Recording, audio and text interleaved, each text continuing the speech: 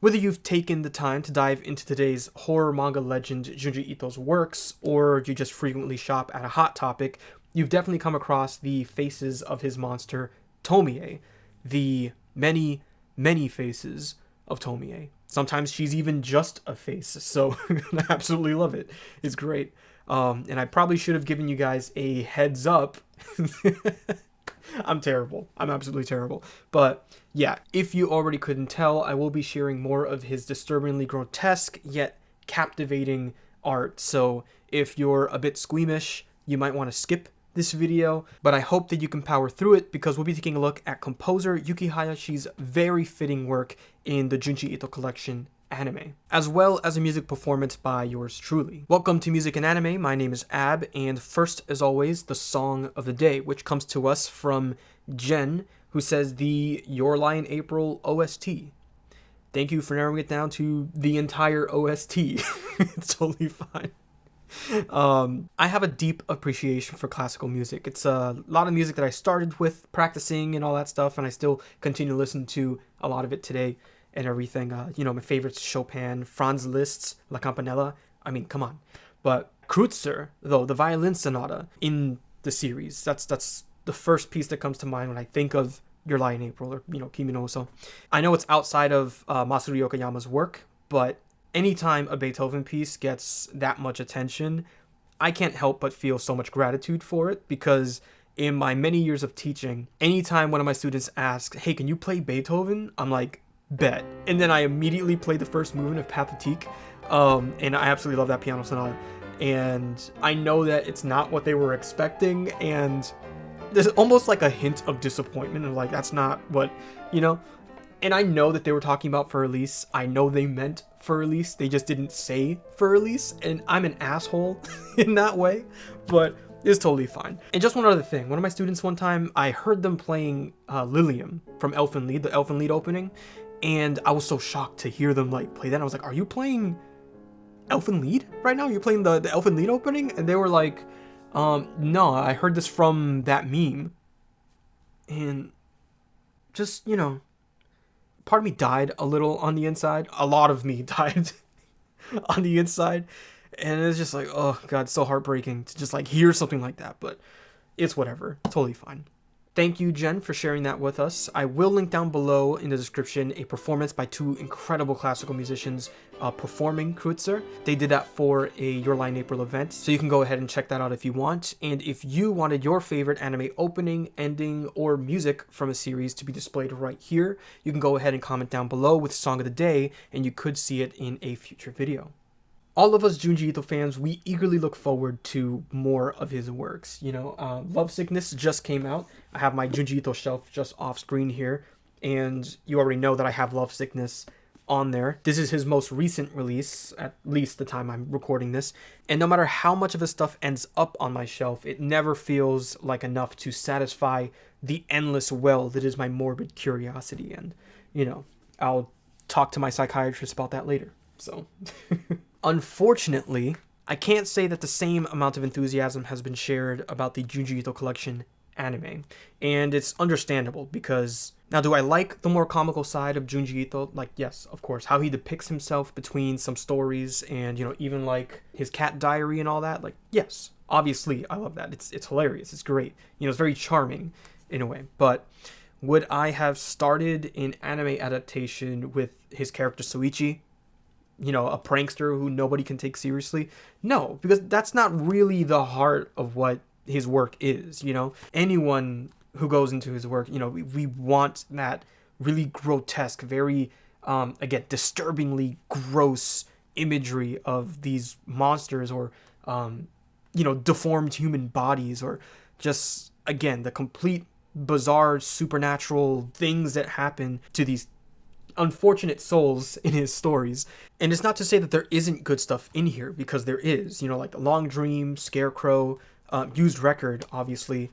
I love that one personally. And they do have some Tomie in here as well. Again, it's not like there isn't some creepy stuff in here or whatever. Oh God, the face, the oil one, God damn it, It's just that it doesn't really scratch that itch nearly as well as the manga itself does. It could just be the sheer amount of detail that Junji Ito puts into his work in the manga that they don't really recapture as well in the anime. There's a documentary by Manben where they actually show his entire process with one of his particular works, or a few of his works, and he's literally like 3 to like 9 hours on a single panel. And yeah, it's amazing. I recommend watching that for sure if anyone wants to spend some time looking into how he works and everything. Yeah, you grow a much deeper appreciation for his work as well after seeing how much work goes into it.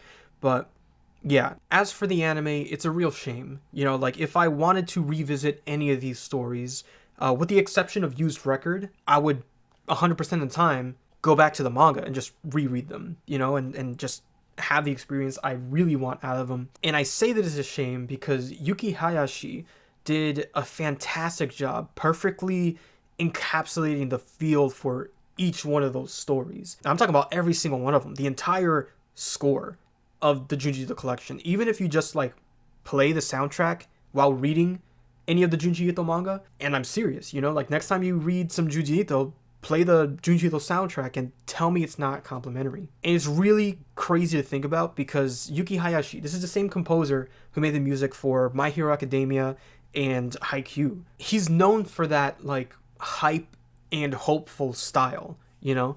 A lot of his music, I would easily describe it as that hype and hopeful. Yeah, the only other horror thing that he's done that's in his discography is the erased live action on Netflix, which even though that's, you know, a horror, you know, not as horrific as like Junji Ito and stuff like that, you know, still involves death and kidnappings and whatnot, I would still say that his compositions for that even though it feels dark at times, it's still comforting and inspirational, which I would argue still fits Erased very well. I really do like Hayashi's work in the Junji Ito collection and just how completely different it is from the stuff he typically does, you know, and I just don't know who thought to put him in it, you know, like who thought that he would be a good composer for this, because it just doesn't show on any of his other stuff, you know. It's like if Kazumezu's The Drifting Classroom got an adaptation, would Studio Ghibli's famed Joe Hisaishi come to mind? Would Studio Ghibli's famed Joe Hisaishi come to mind? I'll talk about that some other time, so. For now, though, let's talk about Tomie. As I alluded to earlier, Tomie is one of the most well-known monsters that Junji Ito has produced, and she proves to be quite the enigma. For those who aren't familiar with who she is, she's basically this monster who looks like this beautiful girl, and no matter how she portrays herself to be, you know, characteristically, she's destined to die by the hands of the person or people that fall captive to her charm. And I use the word charm loosely. Now, she doesn't always die, but when she does, it's typically by multiple stabbings or her body gets severed into multiple pieces. That just reminded me of that dude. He has a beard. He's always drinking. He's like, I don't always drink, but when I do, I'll make a meme and I'll put it here with Tomie and all that stuff. Anyway, it's fine. I'll post it later or something.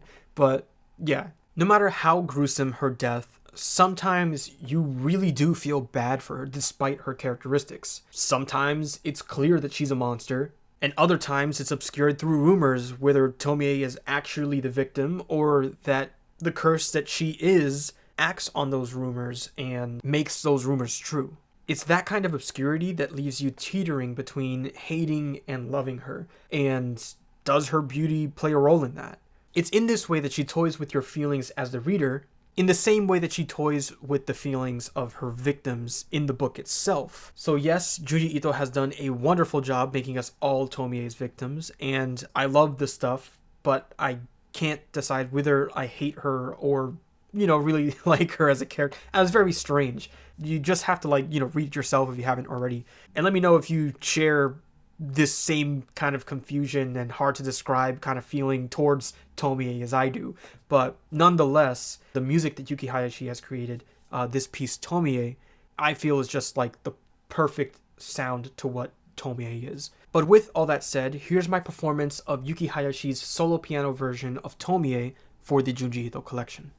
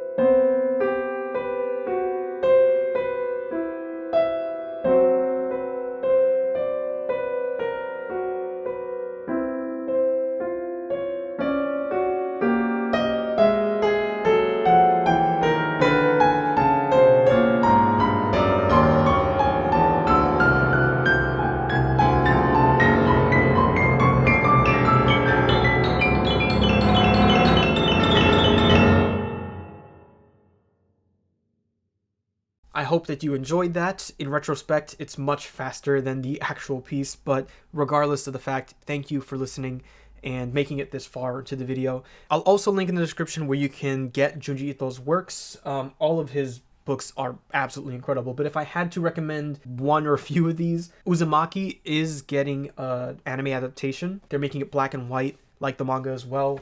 It's looking really promising. But what I love about this one, my favorite short story in here, it involves, I think it's called Jack in the Box, I think it's called.